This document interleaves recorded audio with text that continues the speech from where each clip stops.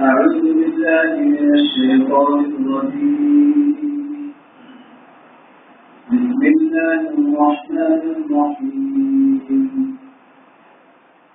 إنما المؤمنون الذين إذا ذكر الله وجلت قلوبهم وإذا تليت عليهم آياته زادتهم إيمانا وعلى ربهم يتوكلون الذين يقيمون الصلاة ومما رزقناهم ينفقون أولئك هم المؤمنون حقا لهم درجات عند ربهم ومغفرة ورزق كريم. صدق الله مولانا العظيم.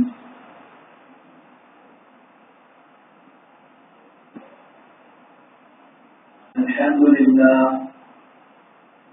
الله تعالى রহমত ও দয়া এবং ইহসান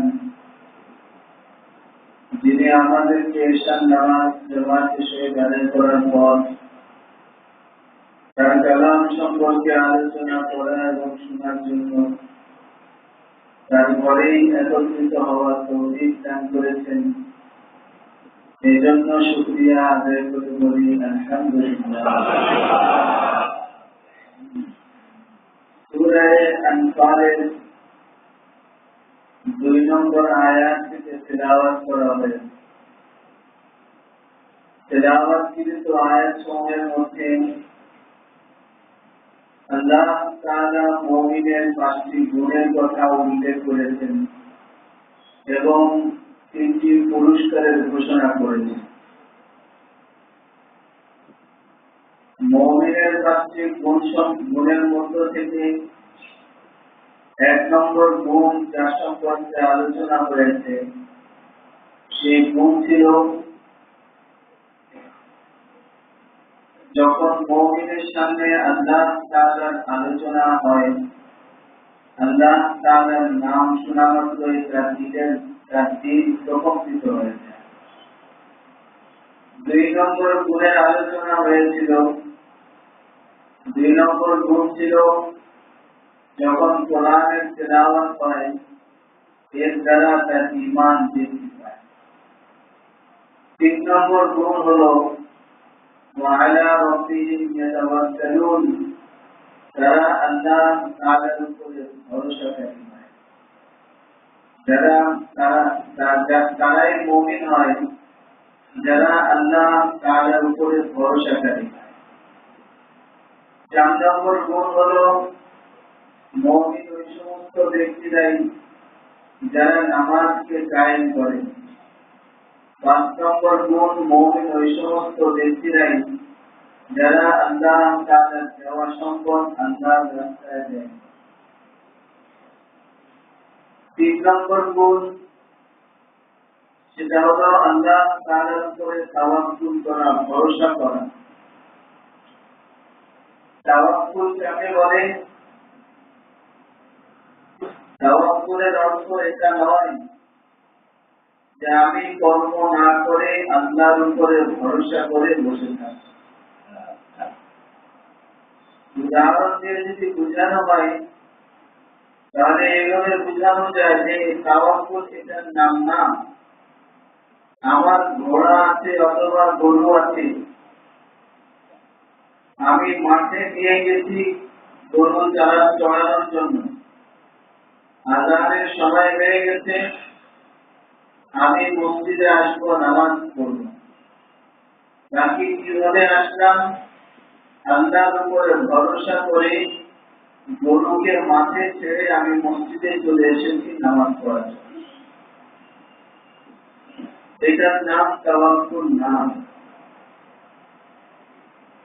যারা নামাজ শেষ করে যাওয়ার পর যদি দেখি স্যান্ডেল চুরি আর গরু চুরি হয়ে গেছে,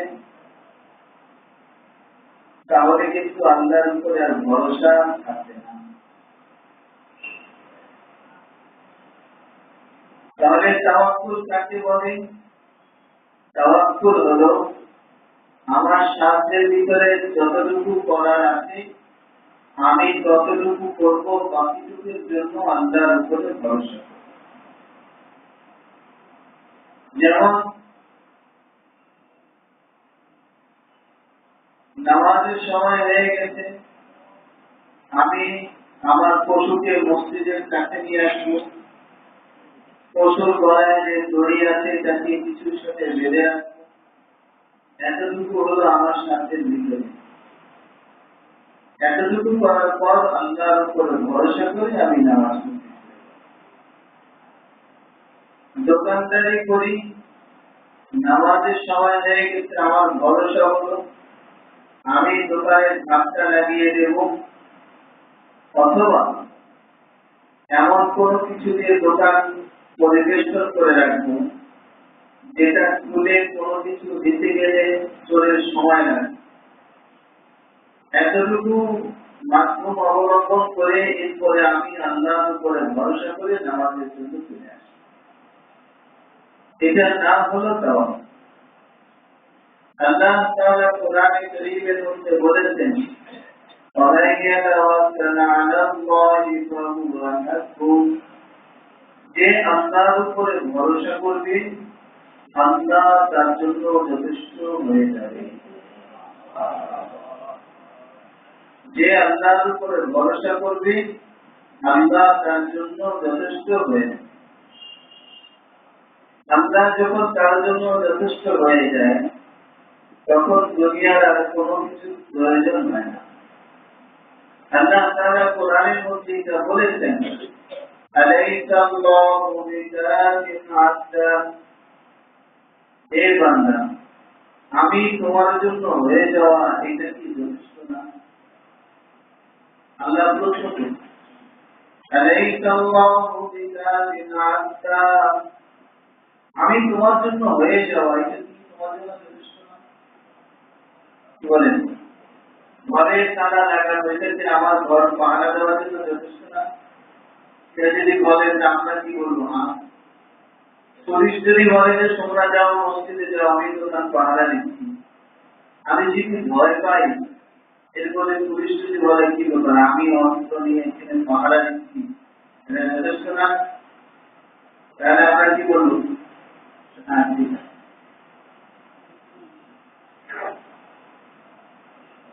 ওটা খুলে রেখে আসতে পারি না, চুরি হয়ে যেতে পারে।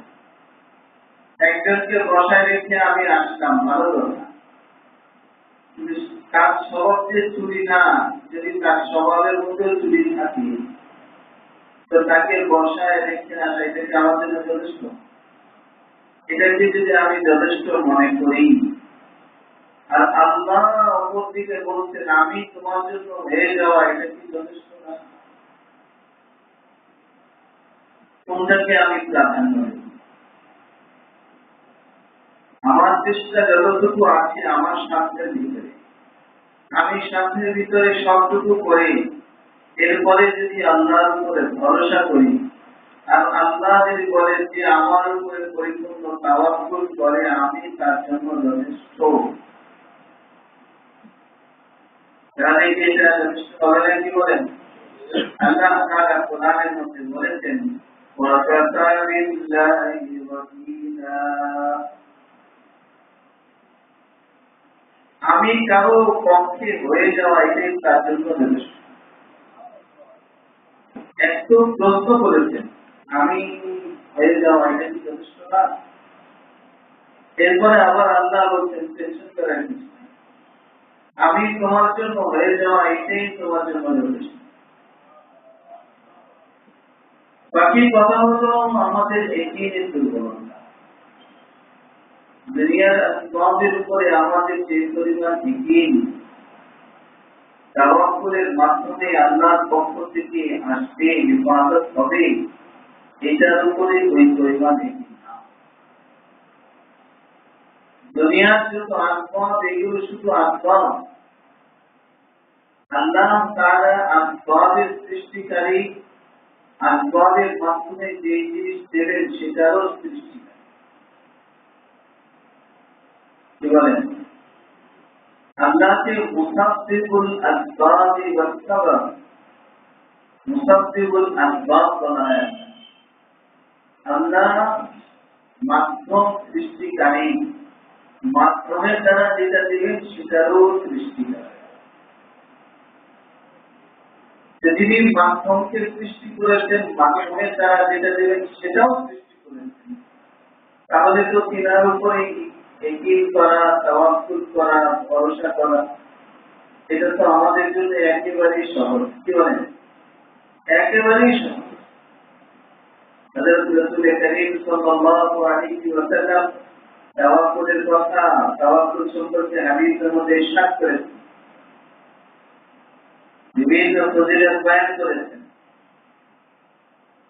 যার একটা আলোচনা হলো আয়াতুল কুরসি সম্পর্কে। আল্লাহ রাসূল হাদিসের মধ্যে উল্লেখ করেন, যে যদি কোনো কিছুর ক্ষেত্রে আয়াতুল কুরসি পড়ে কোনো কিছু হেফাজতের ক্ষেত্রে তার সন্দেহ থাকে, আর সে যদি আয়াতুল কুরসি পড়ে আল্লাহর উপরে তাওয়াক্কুল করে একটু দেয়, সেটা হেফাজতের দায়িত্ব আল্লাহর কাছে চলে আসে।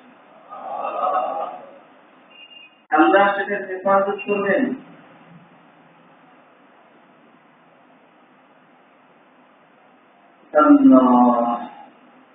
মাযাহিরুল উলুম হিন্দুস্তানের এক মাদ্রাসা। এই মাদ্রাসা দায়িত্বশীল যিনার কাছে টাকা পয়সার হিসাব থাকে, উনি সমস্ত টাকা পয়সা বাসায় নিয়ে যান। বাসায় নেওয়ার পর রাখার একটা জায়গা আছে, আলমিরা। আলমিরার ভিতরে তিনি হেফাজত করে রাখেন। মাদ্রাসার টাকা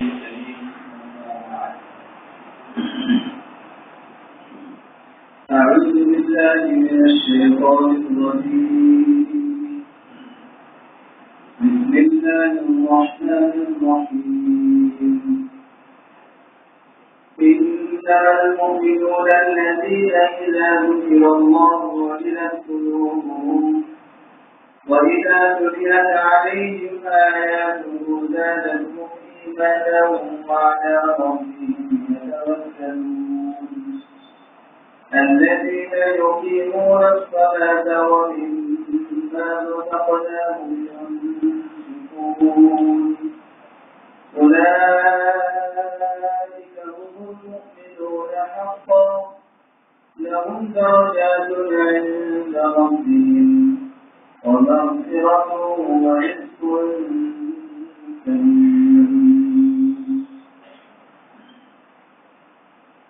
صدق الله مولانا العظيم.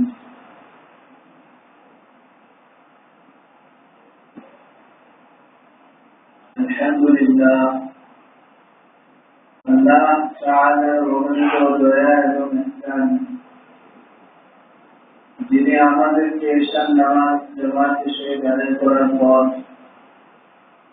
তার কালাম সম্পর্কে আলোচনা করা এবং শোনার জন্য তারপরেই একত্রিত হওয়ার তৌফিক দান করেছেন, এই জন্য শুকরিয়া আদায় করে বলি আলহামদুলিল্লাহ। এই আলমিরার ভিতরে আমার মাদ্রাসার টাকা আছে, আমার ব্যক্তিগত টাকা। কাজটা ভালো করেছেন না খারাপ করেছেন? কি বুঝছেন? ভালো হয়েছে না খারাপ হয়েছে? কেউ শিখায় দেয় যেখানে আমার টাকা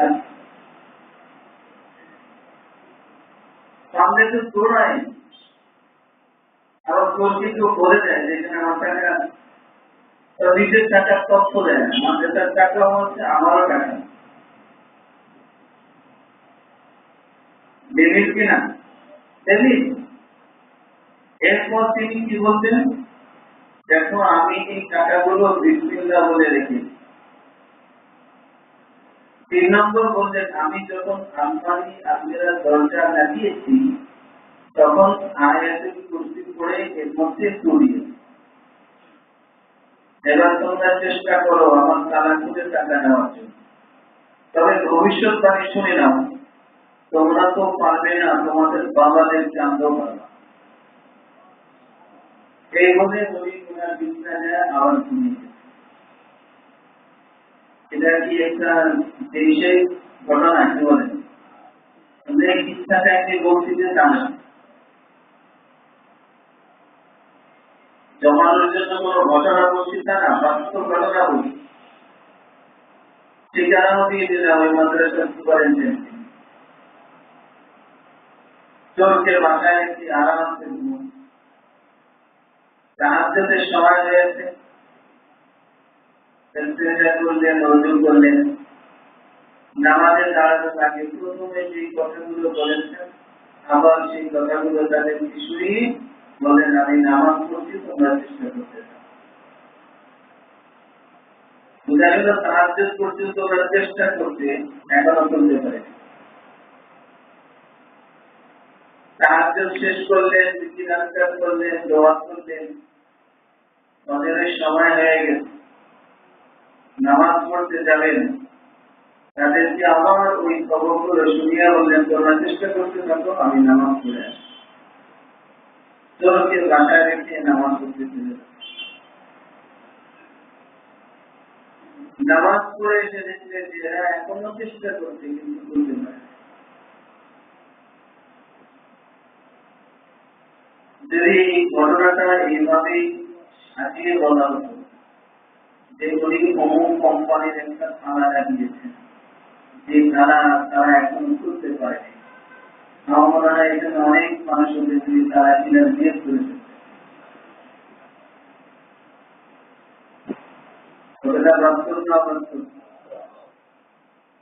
এখন যে এটা থানা বলে এবং সংস্করণ করে নেই, আমল করার জন্য এত মানুষের নিয়ে মনে এখনো নিয়োগ পায়নি। টাকাটা বলতে যে পরিমাণ নিয়োগ বলেন, বস্তুবাদীতে বিশ্বাসী, আসমানি কিতাবের উপরে বিশ্বাসী না,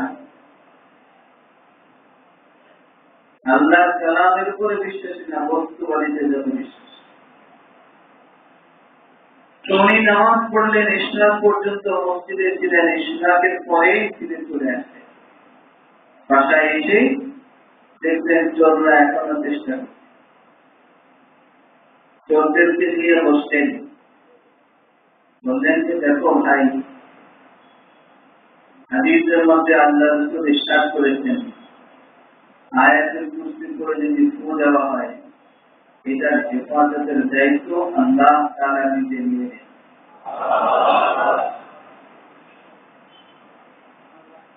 অতএব চেষ্টা করে পাবে না যে আল্লাহ আমার এই অল্প কয়েকটা টাকা তোমাদের এত মানুষের থেকে এত লম্বা সময় চেষ্টার পরেও হেফাজত করেছেন। প্রথম কে বলি, ওই আল্লাহর উপরে যদি তোমরা বিশ্বাস করো, ওই আল্লাহ এর থেকেও কোটি কোটি বেশি সম্পদ দিয়ে তোমাদেরকে লালন পালন করবে।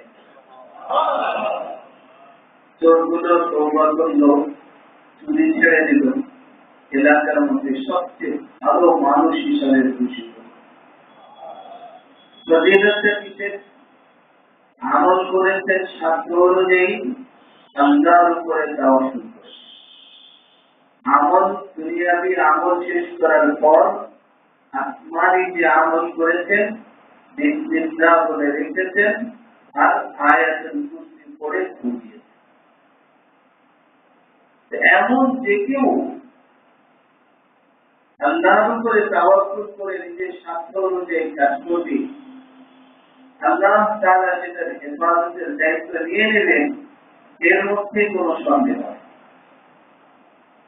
আমাদের দেশের এক গর্ব ছিল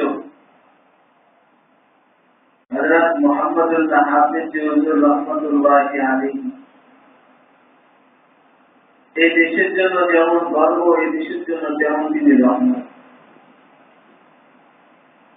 আল্লাহর এই সমস্ত ওলিদের উপস্থিতি এই দেশে, উপস্থিতির কারণে আল্লাহ তাআলা এই দেশকে সর্বপ্রকারের আসমানি জমিনি বড় বড় বাধা মুসিবতের থেকে হেফাজত করছে।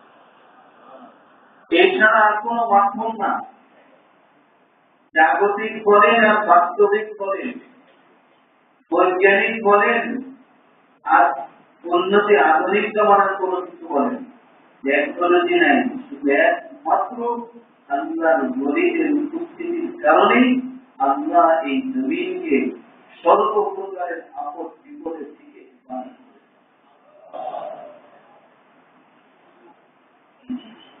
হিসাব করে দেন। বড় বড় বাতাস আসে, পাশের দেশ দিয়ে বয়ে চলে যায়, এই দেশকে আল্লাহ হেফাজত। বড় বড় ভূমিকম্প আসে, তাদের মধ্যে মস্কোতে ভূমিকম্প হয়ে 1% ছিল, 7.2 ছিল। 7.2 তে তাদের কি পরিমাণ বিল্ডিং থামছে আর কি পরিমাণ মানুষ মারা গেছে। আর এই বাংলার নগরের জমিন পচা জমিনের মধ্যে, যেখানে তলা তুলতে পাওয়া যায় না, এমন জমিনের মধ্যে 7.4 পরিমাণ ভূমিকম্প হয়েছে। কয়টা মানুষ মারা গেছে? জমিনের শক্তি না, এই জমিনে বসবাসকারী আল্লাহ বাংলাদেশ। এই জমিনে যত হাফেজ পাওয়া যায়, সারা দেশে বিশ্বে এত হাফেজ পাওয়া যায়।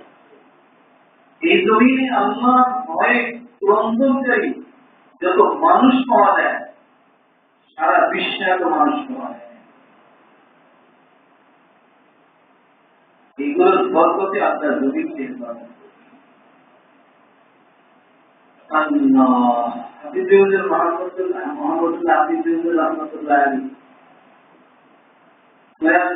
যখন ওনার বয়স মাত্র 13-12, তখন তিনি মনে একটা আবেগ উঠেছে। সে সময় কোরআন তেলাওয়াতের ক্ষেত্রে পানির প্রতি একটা গান ছিল, সুর ছিল। এই সুরের তেলাওয়াতটা খুব প্রসিদ্ধ ছিল। এখন যেমন তেলাওয়াতের ক্ষেত্রে হজরের তেলাওয়াতের মান ভিন্ন, ইত্যাদি তেলাওয়াতের মান ভিন্ন, কুরসি তেলাওয়াতের মান ভিন্ন, এগুলো আপনারা নামও শুনেছেন। কোরআনের অনেকগুলো ধরন আছে, তেলাওয়াতের অনেক সুর আছে, অনেক লাহান আছে, পদ্ধতি আছে। গানের মধ্যে সব গান কি এক সুরের? নাকি বিভিন্ন পদ্ধতি আছে? তেলাওয়াতের ক্ষেত্রেও বিভিন্ন লাহান ছিল। ওই সময় পানিপতি এই সুরটা খুব প্রসিদ্ধ ছিল। আমি মনে স্বপ্ন জাগলো যে আমি পানিপতি লাহানটা শিখব। যেহেতু হেফজ শেষ করেছেন, কেবল মনের খুব স্বপ্ন এই লাহানের তেলাওয়াত করা শিখব। কিন্তু শিখতে হলে পানিপতি যাওয়া লাগে, পানিপথে যাওয়া লাগে। পানিপতি তো তখনকার জমানায় বহু দূর ছিল, এখনকার মতো প্লেন ছিল না, বা প্লেন থাকলে সুব্যবস্থা ছিল না। কিন্তু যাবেন কিন্তু মা বাবা থেকে অনুমতি দেবেন, অনুমতি দিলেই না, ওনার তো যেতে হবে, মনে হচ্ছে এটা তো করতে হবে, শিখতে হবে। যাক, সাথে ছিল মাত্র 1 টাকা, 1 টাকা। এই জমানায় তো অনেক টাকার হিসাব, আনার হিসাব, 1.5 আনা টাকা। তিনি যাবেন তো সর্বপ্রথম বাড়ির পাশের মসজিদে নামাজ পড়লেন, আল্লাহর কাছে দোয়া করে রওনা হলেন। ভিতরে বিভিন্ন ঘটনা ঘটেছে, তো বর্তমান আলোচনা করে যাওয়ার একটা দিন নেই। যা যেভাবে হোক তাওয়াক্কুল আল্লাহর উপরে করেছেন, আল্লাহ বিভিন্ন বিপদের মধ্যে থেকে উদ্ধার করে তিনাকে বিপদে পৌঁছে দিয়েছেন। টাকা তো নাই, ট্রেনের টিকিট কেটে যেতে হয়। ট্রেনের টিকিট কাটবেন কেমনে? টিকিট কাটারও যেহেতু টাকা নাই, তো নিয়ত করছেন হয় ছাদের উপরে বসবেন, নচেত 2 চাপার মধ্যখানে যে খালি জায়গা আছে, সেই জায়গায় বসে বসে তিনি আসতে দূর পথ নাই। টাকা নাই, লজ্জিত বসে, এটা না। আমার চেষ্টা আমি করবো, আল্লাহ যদি পছন্দ করেন আমাদের দুই চাপার ভিতরে বসায় নেবেন যাবো, আর আল্লাহ যদি বলেন যে না তাদের উপরে বসে আমাকে নেবেন, সেটাও আমার জন্য মঞ্জুর, আমি যাব। তো আল্লাহ তাআলা যেভাবে হোক টিকিটের ব্যবস্থাও করে দিয়েছে। পথে একজনের সাথে সাক্ষাৎ হয়েছে, সেও পানিপথ যাবে, দুইজন একসাথে রওনা হলেন। প্লেন মাস্টারের কাছে যা বললেন আমার তো ট্রেনের টিকিট নেই, তো টিকিট নেই, তিনি ট্রেনের টিকিট নেই, সে সময় লঞ্চের মাধ্যমে যেতে হবে। তিনি নোয়াখালী থেকে খুলনায় চলে, এই আলমিরার ভিতরে আমার মাদ্রাসার টাকা আছে, আমার ব্যক্তিগত টাকা। কাজটা ভালো করছেন না খারাপ করেছেন?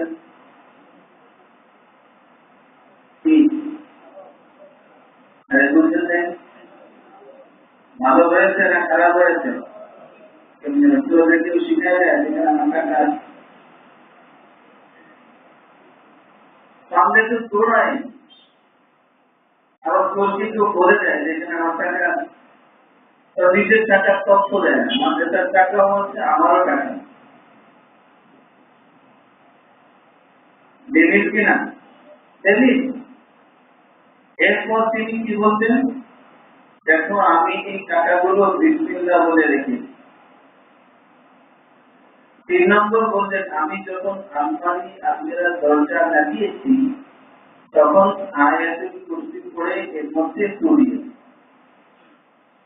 এবার তোমরা চেষ্টা করো আমার তালাকুতে টাকা নেওয়ার জন্য, তবে ভবিষ্যৎবাণী শুনে নাও, তোমরা তো পারবে না, তোমাদের বাবাদের চান্দও পারবে। এই বলে বলি ওনার বিছনা যায় আবার শুনিয়ে। এটা কি একটা দেশের ঘটনা কি বলেন? এই কিস্সাটা একটি বলছি যে জানা জমানোর জন্য কোনো ঘটনা বলছি তা না, বাস্তব ঘটনা বলি। ঠিকানাও দিয়ে দিলাম ওই মাদ্রাসার সুপারিনটেন্ডেন্ট। চোরকে বাসায় একটি আরামসে তাহাজ্জুদের সময় হয়েছে, করলেন, রজু করলেন, নামাজে দাঁড়ানোর আগে প্রথমে যে কথাগুলো বলেছেন আবার সেই কথাগুলো তাদেরকে শুনিয়ে তোমাকে নেওয়া যাবে না, অন্য কোথাও ব্যবস্থা করো। মনে খুব কষ্ট দিলাম, তাওয়াক্কুল করে তো এসেছেন, কিন্তু নামটা তো বাহ্যিক ভাবে এরকম তো পাচ্ছেন না।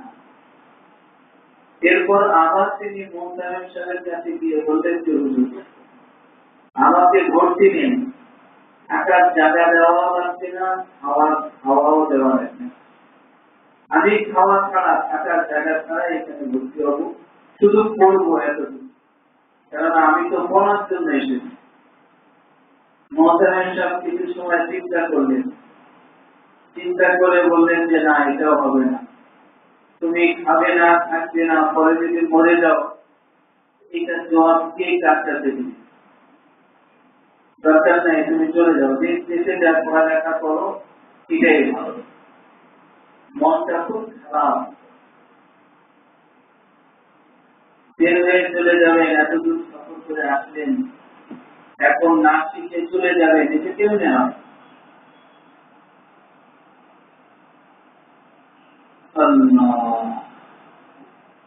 তারপর তিনি চিন্তা করলেন মোহতামিম সাহেব কোনোভাবেই তখন দিচ্ছেন না, ঠিক আছে চলে যখন যেতেই হবে আল্লাহর কাছে একটু দোয়া করেই যাই। মসজিদে গেলে নামাজ পড়ে দোয়া করলেন যে আল্লাহ আপনার উপরেই তাওয়াক্কুল করে আমি এসেছি, আপনি বলেছেন কোরআনের মধ্যে যে তাওয়াক্কুল করে তার জন্য আপনিই যথেষ্ট, আবার বলেছেন আপনি কি যথেষ্ট নন, আবার আপনি এটাও বলেছেন আমিই যথেষ্ট, আমি তো আপনার করে তাওয়াক্কুল করে এসেছি, আবার আমাকে আপনি এত পথ বিস্তার করে পৌঁছিয়ে দিয়েছেন, এখন কি কোরআনের তালিম আমাকে না শিখে আমার বিরক্তি নেই? আপনি যখন এতটুকু দয়া করেছেন আমাকে এখানে ভর্তি হওয়ার ক্ষেত্রে আরেকটু দয়া করেন, কারণ আপনাকে খারাপ কাছে আমি এই কথাগুলো বলবো। সারা পথে কারোর কাছে তো বলি নাই, পকেটে যে টাকা ছিল সেই টাকা এখনো পকেটেই আছে। আপনার কাছে বলেছি, আপনি আপনার দয়ার পরশ আমাকে এখানে পৌঁছে দিন। যখন দয়াই করেছেন, এখন না শিখায় আমাকে আবার কথা দিতেন। তাওয়াক্কুল বরকতা করতেন কিসি রাজার নবী বানাদে, अगर मानद शबे देखत नबी मानद, चरागे जुल्मे जालिम साबद नबी मानद, अगर मानद शबे देखत नबी मानद, बुलंद गुलजार कुजुदा कश्ता तरुदा नबी मानद, अगर मानद शबे देखत नबी मानद। মানুষের পকেটে টাকা থাকবে, যদি আল্লাহর উপরে তার তাওয়াক্কুল না থাকে, এই টাকাও ব্যবহার করার ক্ষেত্রে তার বিষ হতে পারে। কারো কাছে ক্ষমতা থাকবে, কিন্তু আল্লাহর উপরে যদি তার তাওয়াক্কুল না থাকে, ক্ষমতা হাতে থাকার পরেও ক্ষমতা প্রয়োগ করে বাঁচতে বিষ হতে পারে। আর কারো কাছে যদি দুনিয়াতে কোনো মাধ্যম না থাকে, শুধু তার দিলের তাওয়াক্কুল যদি আল্লাহর উপরে থাকে, তাহলে সেই সত্য প্রকারের আপদ বিপদ থেকে মুক্তি পাওয়ার ক্ষেত্রে আল্লাহর পক্ষ থেকে সরাসরি রহমত নুসরত সাহায্য পাওয়ার ক্ষেত্রে কোনো বিষয় দোয়া করেই তিনি এবার হুজুরের কাছে গেলেন। যাই বললেন যে হুজুর, আমি একটা কাগজের মধ্যে সই দিয়ে দেবো যে আমি বলতে আপনি চাই না, থাকার জায়গা দেওয়ার দরকার নেই, খাওয়া দেওয়ারও দরকার নেই, আপনি শুধু আমাকে দয়া করে পড়ার অনুমতি দিন। যে কয়েকদিন আমার সাধ্যে কুলায় সেই কয়েকদিন আমি পড়বো, যখন সাধ্যে কুলাবে না চলে যাবো। হুজুর চিন্তা করেন, একটা ছেলে বারবার বলছেন ফেরত দিয়ে দেওয়া, আল্লাহ নারাজ হয়ে যান কিনা। হুজুর সর্বশেষ অনুমতি দিয়ে দিলেন, যাও। আপনি যেহেতু রহমতুল্লাহ আলাইহি পড়া শুরু করলেন, কিন্তু তার তো খেতে হবে, কি বলেন? খেতে তো হবে। খাবেন যে পয়সা দিয়ে, টাকাও তো নেয়, কি করবেন? চিন্তা ফিকির করে মাদ্রাসা থেকে একটু দূরে একটা হোটেল আছে, হোটেলে গেলেন। দেখলেন হোটেলের একটা কর্মচারী থাকে, যে কাস্টমাররা খাওয়ার পর এসে বাতি মাটি বা এগুলো ধুয়ে দেয়। তিনি এটা দেখে হোটেলের মালিকের কাছে গেলেন, যা বললেন আমি অনেক দূর থেকে এসেছি মাদ্রাসায় ভর্তি করে, এখানে আমার খাবারের ব্যবস্থা নাই, আমি পড়ালেখার জন্য এসেছি, এই শর্তেই ভর্তি হয়েছে। তবে আমি তোমাদের এই যে প্লেট মাটি যেগুলো হয় এগুলো ধুতে জানি, খুব ভালো করে ধুতে পারি। তুমি যদি আমার উপর একটু দয়া করো আর একটা বেলা আমাকে ধুয়ে দাও, আর এর বিনিময়ে আমাকে টাকা পয়সা দেওয়ার দরকার নেই, তুমি শুধু এর বিনিময়ে আমাকে দুটো রুটি দেবার খাওয়ার জন্য, তাহলে আমি ওই একটা বেলা তোমার এখানে যে প্লেট মাটি জমবে এগুলো আমি ধুয়ে দিই। হোটেলের মালিক চিন্তা করলেন, বেচারা এলেন শিখবে, সৎ মানুষ, আমার উপকার হলে তারও উপকার হবে, ফেরত দিয়ে কিনা লিখে দিবে, করো। আল্লাহ বলি এলেন শিখবে। এই জীবনে দুনিয়াবি বিদ্যা শিখতে যে এমন কষ্ট করেছে, একটা মানুষ দেখানো কষ্ট করে। দুনিয়ার বিদ্যা শিখতে যে এমন কষ্ট করেছে, একটা মানুষ খুঁজে পাওয়া বহু কষ্ট করে। কিন্তু কোরআন হাদিসের এলেম শিখার জন্য এমন কষ্ট করেছে, এমন অনেক মানুষ সুযোগ পায়।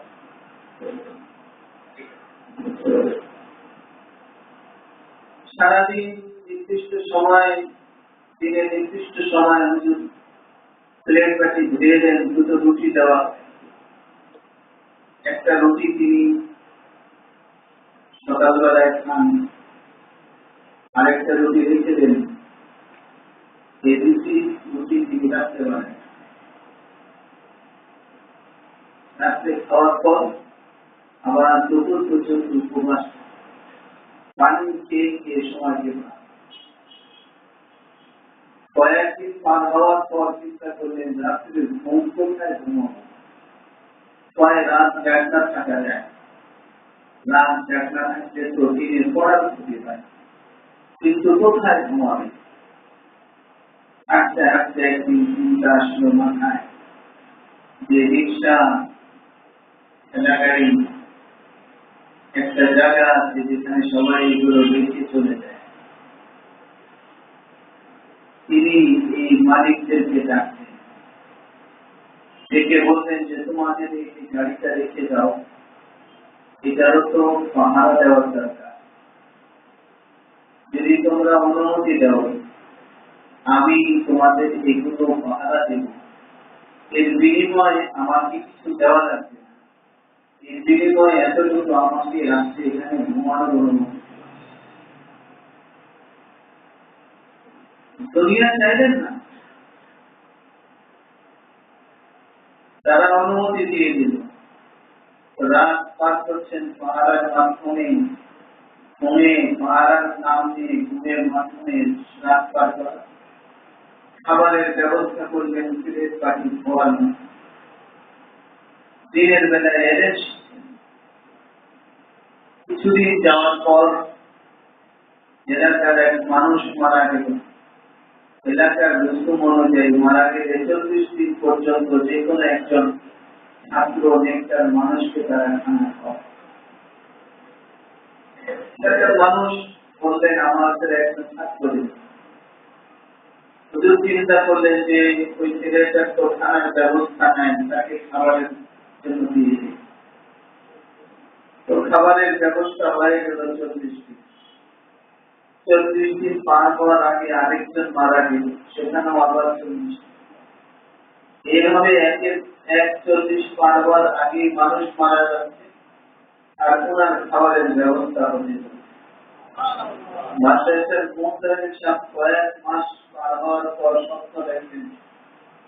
আল্লাহ রাসূল বলছেন যে আমার একজন ওয়ারিস কোরআন শিক্ষার জন্য এসেছে, তার খাবারের ব্যবস্থা করা হয়নি।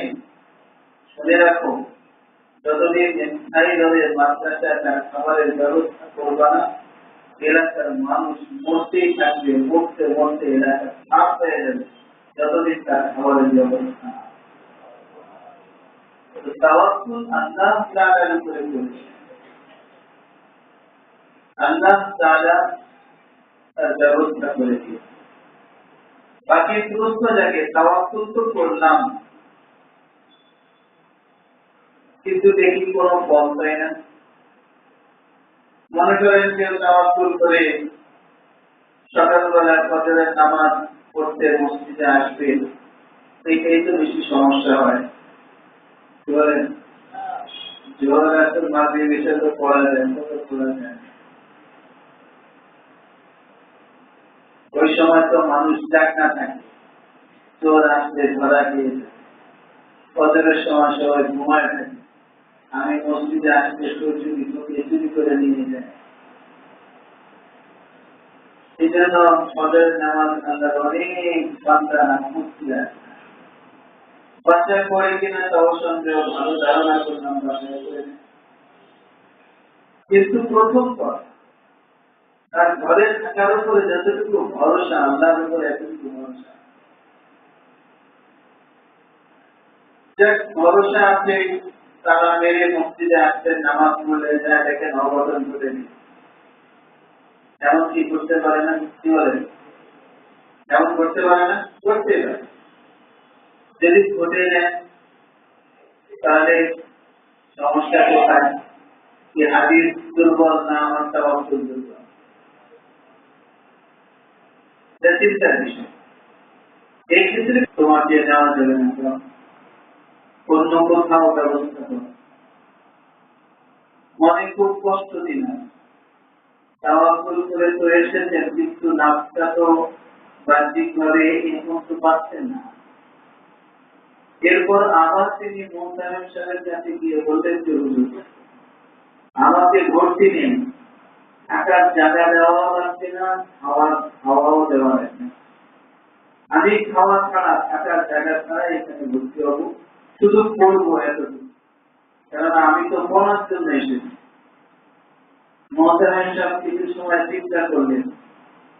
চিন্তা করে বললেন যে না, এটাও হবে না, তুমি খাবে না, থাকবে না, পরে যদি মরে যাও এটা জবাব কে কাজটা দেবে?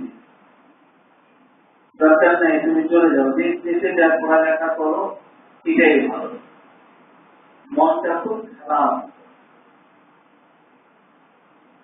বের হয়ে চলে যাবেন, এতদূর সফর করে আসলেন, এখন না শিখে চলে যাবেন, এটা কেউ নেওয়া।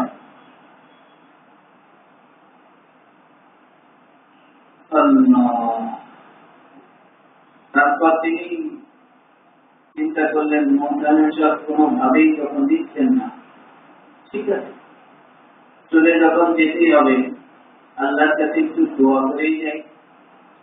মসজিদে গেলেন, নামাজ পড়ে দোয়া করলেন যে আল্লাহ, আপনার উপরেই তাওয়াক্কুল করে আমি এসেছি, আপনি বলেছেন কোরআনের মধ্যে যে তাওয়াক্কুল করে তার জন্য আপনিই যথেষ্ট, আবার বলেছেন আপনি কি যথেষ্ট নন, আবার আপনি এটাও বলেছেন আমিই যথেষ্ট, আমি তো আপনার করে তাওয়াক্কুল করে এসেছি, আবার আমাকে আপনি এত পথ বিস্তার করে পৌঁছিয়ে দিয়েছেন। আল্লাহ তাআলা বলেছেন ওয়ালাল্লাহি ফাতাওয়াক্কালু ইন কুনতুম মুমিনিন। মুসা আলাইহিস সালাতু ওয়াস সালাম তার উম্মতকে বলেছেন, যদি পাক্কা মুমিন হও তাহলে আমি আল্লাহর উপরে ভরসা করো। আল্লাহ শিক্ষা দিচ্ছেন, ভরসা করো আমি আল্লাহর।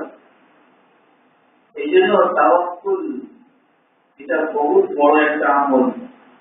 এই গুণ নিজের মধ্যে আনা অনেক কষ্ট, যার মধ্যে ধৈর্যের গুণ পরিপূর্ণ আছে তার মধ্যে তাওয়াক্কুলের গুণ আসবে, যার মধ্যে ধৈর্যের গুণ নাই তার মধ্যে তাওয়াক্কুল আসা বহুত কষ্ট।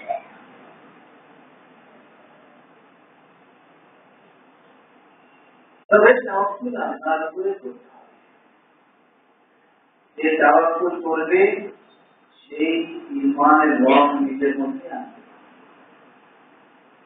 আল্লাহর উপরে তাওয়াক্কুল, আল্লাহ তাআলা বলেছেন ওয়াকাফা বিল্লাহি ওয়াকিলা, যে আমার উপরে তাওয়াক্কুল করবে আমি আল্লাহই তার পক্ষে তার জন্য যথেষ্ট হয়ে যাব। এক বুজুর্গ ছিলেন, কোন এক এলাকায় গিয়েছেন, নদী পার হয়ে অপর এলাকায় গিয়েছেন, সেখানে তার বিশেষ প্রয়োজনে কিছু পয়সা টাকার প্রয়োজন হয়েছে, মুদ্রার প্রয়োজন হয়েছে। একজনের দিকে হাওলাত নিয়ে দিলেন, আমাকে কিছু টাকা হাওলাত দাও, আমি নিজ দেশে যাই, অমুক সময় তোমার টাকা তোমার কাছে পৌঁছে দেব। নাম ঠিকানা নিয়ে গেলেন, নাম ঠিকানা দিয়ে গেলেন, তার প্রয়োজনীয় জিনিস শেষ করে নদী পার হয়ে নিজ দেশে চলে আসে। নদী পার হওয়া সেই সময় এত সহজ ব্যবস্থা ছিল না, বহুত কষ্টকর ছিল, বহুত কষ্টকর ছিল। তার নির্দিষ্ট দিনের নির্দিষ্ট সময় তিনি আমানতকে পৌঁছিয়ে দিলেন, আমানতকে পৌঁছিয়ে দিলেন। পৌঁছানোর জন্য নদীর পাশে এসেছেন, যদি কোনো বাহন পাওয়া যায় বাহনে উঠে ওই পারে গিয়ে তার কাছে তার টাকা দিয়ে আসে। কিন্তু আল্লাহর ফয়সালা, এ পারে এসে সে দাঁড়িয়েই আছে, কোনো বাহন নেই, দিন সময় পার হতে চলেছে, এমন একটা এতটুকু সময় পার হয়ে গেছে যে এরপরে যদি কোনো মানুষ পাওয়াও যায়, নির্দিষ্ট সময় আর তার জিনিসটাকে পৌঁছানো যাবে না। এখন করবেন আল্লাহর কাছে দোয়া করবেন যে আল্লাহ, তুমি আমার পক্ষ থেকে উকিল হয়ে তোমার উপরে ভরসা করলাম, তুমি আমার পক্ষ থেকে উকিল হয়ে একটা কিছু ব্যবস্থা করে। দোয়া শেষ করার পর দেখলেন একটা কাঠের টুকরো আস্তে ভাসতে ভাসতে নদীর কিনারায় এসে পড়ল। তিনি কাঠের টুকরোটা উঠিয়ে নিলেন। উঠিয়ে নেওয়ার পর যে কোনো কিছু দিয়ে একটু ভিতরে গর্ত করলেন। গর্ত করে কাগজে পেঁচিয়ে টাকাটা ওই গর্তের ভিতরে ঢুকিয়ে এই জিনিসটা, এই কাঠগুলো বের করা হয়েছে, এই কাঠগুলো আবার সেই গর্তের ভিতরে ঢুকিয়ে দিয়ে আল্লাহর উপরে ভরসা করে আয়াতুল কুরসি পড়ে তিনি নদীতে ভাসিয়ে ঢেউয়ের তারে তারে কাঠের টুকরো চলছে সামনে। ওদিকে পাওনাটা চিন্তা করলেন, বেটা তো নেককার মানুষ, সময় মতোই পৌঁছানোর কথা, হয়তো বা কোনো ঝামেলায় পড়ে গেছেন, আসতে পারছেন না, অথবা এসেছেন রাস্তা চিনতেন না, গ্রামের মানুষ ছিলেন, তাই নদীর কিনারায় আসতেন, যায় দেখি পাওয়া যায় কিনা। নদীর কিনারায় এসে অনেকক্ষণ দাঁড়িয়ে রইলেন, কোন মানুষের নাম ঠিকানা নেই। চলে যাবেন, হঠাৎ করে তাকিয়ে দেখেন যে একটা কাঠের টুকরো আসতে আসতে এসে। চিন্তা করলে যখন আসলামই, বাসায় তো ৫-৭ ভয় লাকড়ি দিয়ে মাপ করতে হয়, সে জমানায় তো আর বাংলাদেশের গ্যাস ছিল না, তো লাকড়ি দিয়েই যখন পাক করতে হয়, তো কাঠের টুকরাটা ফিরে রেখে কিনারে উঠিয়ে নিয়ে যায়। তিনি কি জানেন কাঠের টুকরার মধ্যে কি আছে? কি বলেন? আচ্ছা, মনে করেন তিনি জানেন, কিন্তু যেভাবে পাঠানো হয়েছে এইভাবে কি কাঠের টুকরার মধ্যে এগুলো থাকার কথা? পানিতে ভাসতে আর থাকে?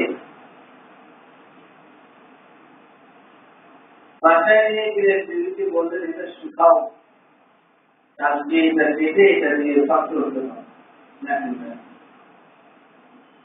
উঠানে ছেড়ে রাখলেন। পরের দিন সূর্য ওঠার পর পুরান নিয়ে কাঠ রেখে টেলিস্কোপ রূপান্তরিত হয়ে গেল। দেখেন কাগজ পড়া, কিন্তু কাগজ কিসের? কাগজ খুলে দেখেন চিঠি লেখা আছে, আমি অমুক তোমার থেকে এত জিনিস হাতিয়ার হাওলা দিয়েছিলাম, আমি পৌঁছানোর জন্য নদীর পাড়ে এসেছি, আমি কোনো বাহন পাইনি, একটা কাজ দিয়েছি আল্লাহর উপরে তাওয়াক্কুল করে তোমার নামে পাঠিয়েছিলাম, আশা করি তুমি পেয়ে যাবা, পেলে আল্লাহ শুকরিয়া আদায় করবে।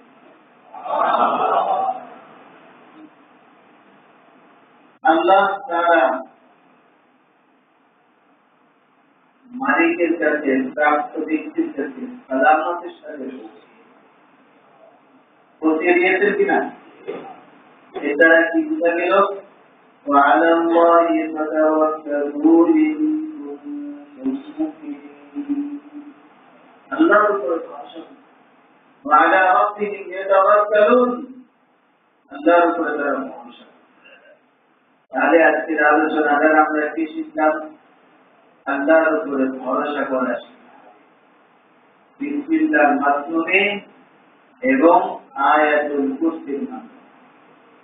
আর কাজ বিসমিল্লাহ এবং আয়াতুল কুরসি করে ফুটিয়ে আল্লাহর উপরে ভরসা করব, ইনশাআল্লাহ আল্লাহ তাআলা ইবাদত। আল্লাহ তাআলা আমাদের সবাইকে যা আলোচনা হয়েছে এবং তাতে আমল করার তৌফিক দান করুন। আলহামদুলিল্লাহ।